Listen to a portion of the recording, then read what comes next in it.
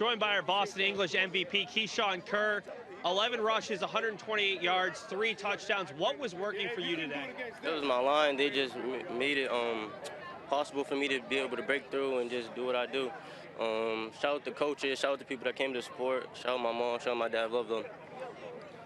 Your third touchdown, I think it was of the day, that 67-yard rush where you just weave all the way to the right, all the way back to the left. What were you seeing on that play? Because it really seemed to be the dagger scoring early on in the third quarter and kind of knocking them out of the game. I'm just a playmaker. I'm trying to make plays, help my team win. Finally, you talk about the support. Your entire family is just to our right. They're loud. They're very supportive. What does that mean as a senior to have them backing you? I mean, it feels good. It feels good to have them out. I love them. Finally, you had a great rushing day, but so did your quarterback. How does it help having those two big-time runners where if they key it on you, Mark's going to go off for a big run? It loosens up the defense. I help loosen up the defense. He does his thing. Yeah. Well, congratulations on a great game, Keesean. We'll bring in Coach. Coach, what does it mean to have all these different rushers where you talked about Malachi before the game being a big-time option. He didn't even have to be that big of a threat for you guys with all the different weapons you have. We're fortunate enough to have talented backs, a backfield, not only our backfield, but our receivers. Mark is our returning quarterback. So, having him there, we can throw a couple of different things at you.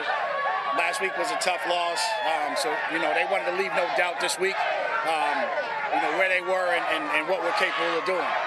You guys had some adversity today, some plays called back, some plays that went against you, but you never faltered. You didn't give up any points. You didn't let them go on a big drive. How big was that to be able to deal with some of that adversity after you kind of struggled with it last week? Well, we've been dealing with adversity all year.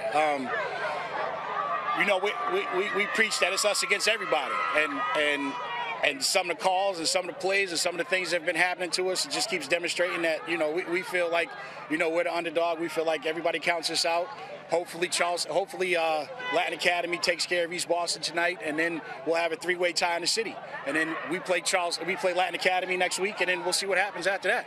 I'd like to talk about that Latin Academy game. Latin Academy undefeated. They're having a really strong season. Your team hasn't won back-to-back games yet this year. What do you need to do this week in practice and in that game to get those back-to-back wins and a big city win? Well, we just have to be consistent. Everything we did this week, we got to do next week.